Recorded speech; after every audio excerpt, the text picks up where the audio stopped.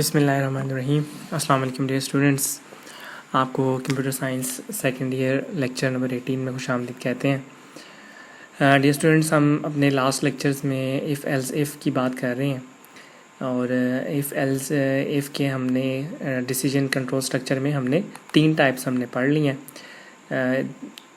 Basically decision control structure के हमारे पास मुख्तलिफ टाइप्स हैं। हमने लास्ट लेक्चर में भी रिवाइज़ किया था। इसमें हमारे पास सबसे पहला जो इफ़ एल्स इफ़ में हमारा जो सबसे पहला है उसे हम इफ़ कहते हैं। इफ़ के अंदर हमारे पास एक कंडीशन होती है और कंडीशन के बाद हम एक स्टेटमेंट लिख लेते हैं। तो इसके बाद हमारे पास जो दूसरी टाइप है वो हमारे पास इफ़ एल्स इफ़ है। इफ़ एल्स में हमारे पास कंडीशन के साथ हम एल्स के साथ भी एक स्टेटमेंट हम लिख सकते हैं, यानी इसमें ट्रू होने की सूरत में और फॉल्स होने की सूरत में दोनों सूरतों में हम कंडीशन लिख सकते हैं।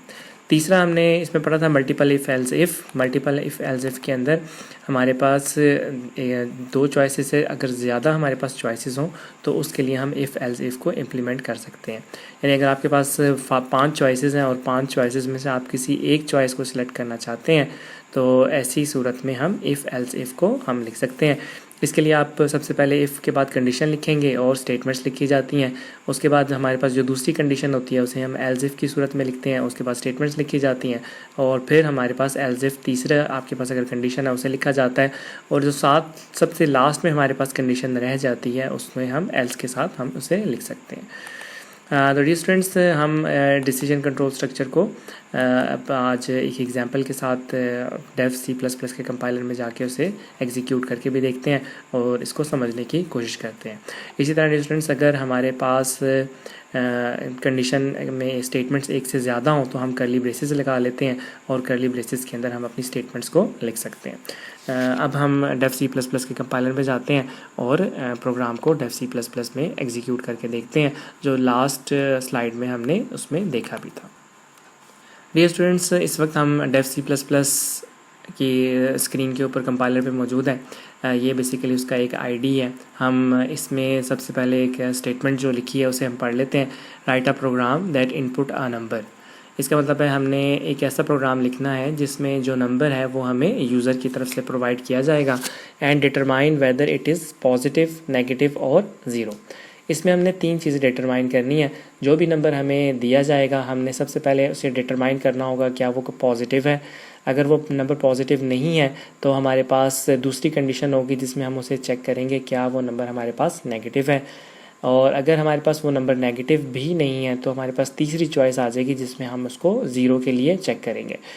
अगर हमारे पास नंबर पॉजिटिव भी नहीं है और नेगेटिव भी नहीं है, इसका मतलब है हमारे पास नंबर ज़ीरो होगा।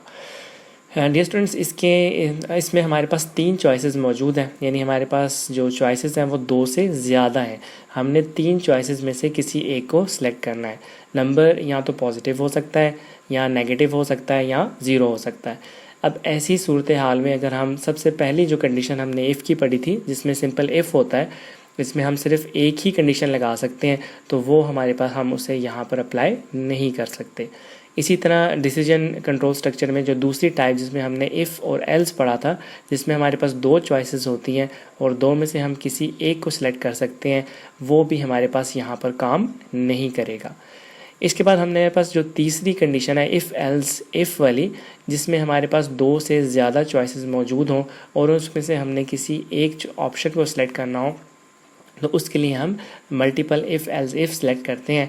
तो यहाँ पर हम उसी मल्टीपल इफ़ एल्स इफ़ के ज़रिए हम अपने प्रोग्राम को लिखेंगे और अपने जो तीनों हमारे पास स्टेटमेंट्स हैं हम उसको एग्जीक्यूट करेंगे। तो डियर स्टूडेंट्स, इसके लिए सबसे पहले हमारे पास हम जो है हमेशा हेडर फाइल्स शामिल करते हैं। इसके सबसे पहले हमारे पास जो हेडर फाइल है वो आपके पास है #include conaio.h। इसके बाद जो हमारे पास दूसरी हेडर फाइल है वो stdio.h, standard input header file हमारे पास ये दूसरी है। ये 2 हमारे पास हेडर फाइल्स हैं। इसके बाद हम हमेशा मेन फंक्शन लिखते हैं। अगर आप डेव C++ में लिख रहे हैं तो उसमें आप हमेशा जो है मेन के बाद आप 2 ब्रैकेट्स लगा सकते हैं। इसके बाद हम मेन के लिए बॉडी स्टार्ट करते हैं। ये जो हमारे पास है ये ब्रेसेस कहलाती हैं, ये ओपन ब्रेस है और ये इसकी क्लोज ब्रेस है। ये हमारे पास बेसिकली मेन की बॉडी कहलाती है। तो डियर स्टूडेंट्स, यहाँ पर हमने एक नंबर सबसे पहले डिसाइड करना है। तो नंबर जो हमारे पास है वो एक होल नंबर होगा, कंप्लीट नंबर होगा, इसलिए हम उसकी डाटा टाइप इंटीजर डिफाइन कर लेते हैं। और इंटीजर में हम उसकी नाम हम कुछ भी रख सकते हैं, हम उसका नाम n रख सकते हैं। तो ये हमारे पास हमने यहाँ पर एक इंटीजर n डिफ़ाइन कर लिया है। अब हम सबसे पहले जो हमारा प्रोग्राम का पहला हिस्सा है जिसमें हमने यूज़र से एक नंबर इनपुट करवाना है, तो उसके लिए हम सबसे पहले स्क्रीन के ऊपर मैसेज लिखेंगे। मैसेज के लिए हमें एक आउटपुट का फंक्शन चाहिए होगा। इसमें हम printf का फंक्शन लिखेंगे और printf के फ़ौरन बाद जो है वो डबल कोटेशन लिखाया जाता है। डबल कोटेशन में हम मैसेज लिख सकते हैं, एंटर अ नंबर। यूज़र से हम कहेंगे कि वो अपनी मर्ज़ी से कोई भी नंबर जो है वो यहाँ पर एंटर कर ले। नंबर एंटर करने के बाद हम इसके स्कैनफ का फंक्शन इस्तेमाल करेंगे, यानी हमने यहाँ पे यूज़र से एक नंबर जो है वो इनपुट भी करवाना है। तो स्कैनफ के लिए हमारे पास इसके 2 हिस्से होते हैं। स्कैनफ का जो पहला हिस्सा है वो हमारे पास फॉर्मेट स्पेसिफायर कहलाता है। इसमें हम डाटा टाइप के लिए जो इस्तेमाल किए जाते हैं हम उसके हिसाब से फॉर्मेट स्पेसिफायर लिखते हैं। इस वक्त हमारे पास जो हम वैल्यू इस्तेमाल करें वो बेसिकली एक इंटीजर है और इंटीजर के लिए हम हमेशा परसेंटेज डी इस्तेमाल करते हैं। परसेंटेज डी करने के बाद हम कॉमा लगाएंगे। ये अब इसके बाद स्कैनफ का दूसरा हिस्सा स्टार्ट हो जाएगा। यहाँ पर हम वो वैल्यू जो है जिसमें हम वैल्यू मांगना चाहते हैं, अब वो वैल्यू हम यहाँ पर पास करेंगे। तो बेसिकली हमने एन जो है डिसाइड किया हुआ है। जैसे ही यूज़र अपने कीबोर्ड से कोई भी नंबर लिखने के बाद एंटर प्रेस करेगा वो इस n के अंदर स्टोर हो जाएगा और ये n की वैल्यू हम यहाँ पर उसको रिसीव कर सकते हैं। तो ये हमारी पहली जो 2 लाइनें हैं, यहाँ हमारे पास program write a program that input a number from user, यहाँ तक हमने अपना प्रोग्राम जो है वो कंप्लीट कर लिया है। हमने एक इंटीजर डाटा टाइप डिफ़ाइन किया है और स्क्रीन के ऊपर एक मैसेज लिखा है और मैसेज के फ़ौरन बाद हमने यूज़र से एक स्कैनफ की मदद से वैल्यू मांग लिया। अब डियर स्टूडेंट, सबसे पहली जो कंडीशन है वो हम पॉजिटिव नंबर के लिए लगाएंगे।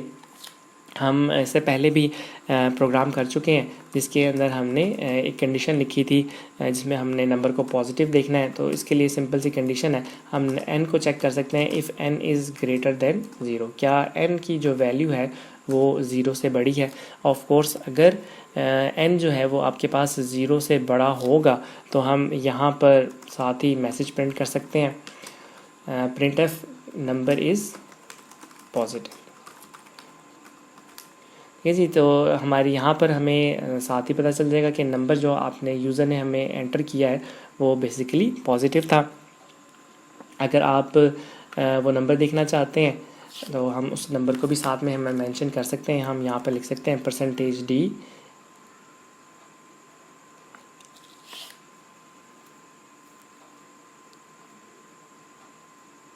Is positive. ठीक है जी, ये नंबर के बजाय हम लिख लेते हैं जो भी नंबर हमारे पास यहाँ आएगा वो हमारे पास क्या होगा जी, वो पॉजिटिव होगा। अब हम इसको कॉमा के बाद जो वैल्यू है बेसिकली यूज़र ने एंटर की होगी हम यहाँ पर उस वैल्यू को भी साथ में देख सकते हैं। स्टूडेंट्स, इफ़ के बाद अब हमारे पास जो दूसरी कंडीशन है वो हमने नेगेटिव के लिए लगानी है। तो अब सबसे पहले हम एल्स लिखेंगे, एल्स के बाद हम कंडीशन लगानी है। तो कंडीशन लगाने के लिए हम हमेशा इफ़ का इस्तेमाल करते हैं।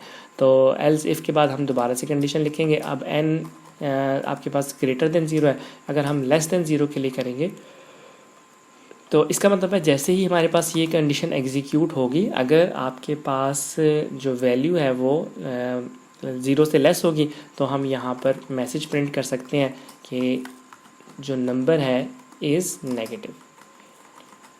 और वो नंबर हमारे पास बेसिकली क्या होगा हम उसे भी साथ में देख सकते हैं कि यूज़र ने हमारे पास जो नंबर एंटर किया था वो आपके पास बेसिकली ये था। अब हम यहाँ पर 2 चॉइसेस अपनी एंटर कर चुके हैं, इफ़ के लिए और दूसरा हमारे पास एल्स इफ़। तीसरी जो हमारे पास कंडीशन है, अब तीसरी कंडीशन के लिए हम लास्ट कंडीशन हमारे पास होगी। जो आपके पास लास्ट कंडीशन होती है वो हमेशा एल्स में लिखी जाती है और लास्ट कंडीशन में आपको फिर कोई भी आपके पास एल्स के अंदर आपको कंडीशन लगाने की ज़रूरत नहीं होती। यानी अगर आपके पास नंबर पॉजिटिव भी नहीं है तो यहाँ से चेक हो जाएगा। इसके बाद निचली कंडीशन चेक होगी क्या नंबर नेगेटिव है, अगर वो नेगेटिव भी नहीं है तो दोनों कंडीशंस फॉल्स होने की सूरत में आखिरी सूरत हमारे पास यही बचती है कि आपके पास जो बेसिकली जो नंबर होगा वो 0 ही होगा। तो हम यहाँ पर देख लेते हैं परसेंटेज डी इज़ 0। इसके साथ अगर हम नंबर देखना चाहते हैं तो हम इसको कॉमा n। तो डियर स्टूडेंट्स यहाँ पे हमारा जो प्रोग्राम है यहाँ पर आपके पास वो एल्स के अंदर वो कंप्लीट हो जाता है। इसके बाद हम अपने प्रोग्राम के एंड के और हमेशा गेट ch लिखते हैं ताकि हम अपने प्रोग्राम की एग्जीक्यूशन को थोड़ी देर के लिए हम स्टॉप कर सकें।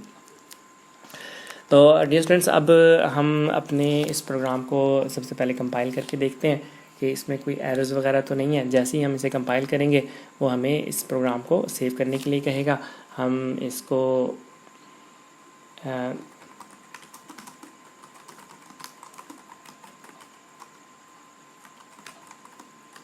इसका नाम ये ही रख लेते हैं।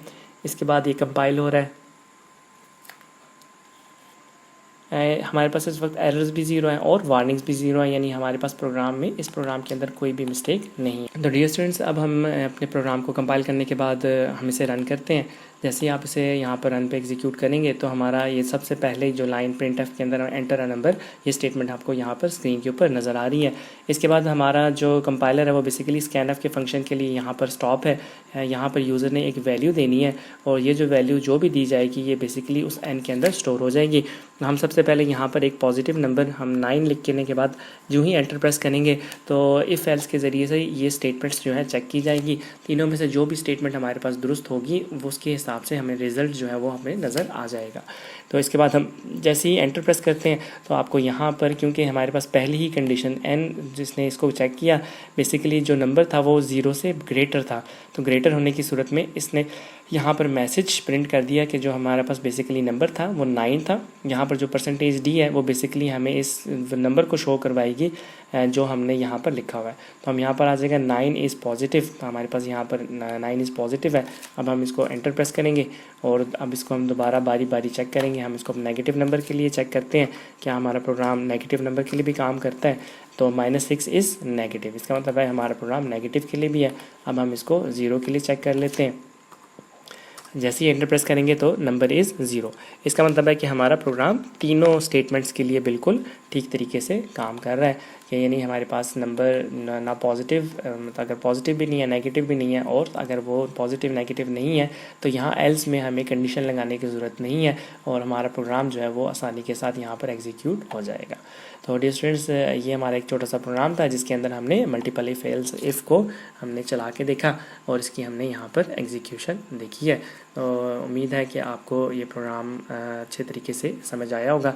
इंशाल्लाह नेक्स्ट लेक्चर में नए प्रोग्राम्स के साथ दोबारा हाजिर होंगे। तब तक के लिए अस्सलाम वालेकुम।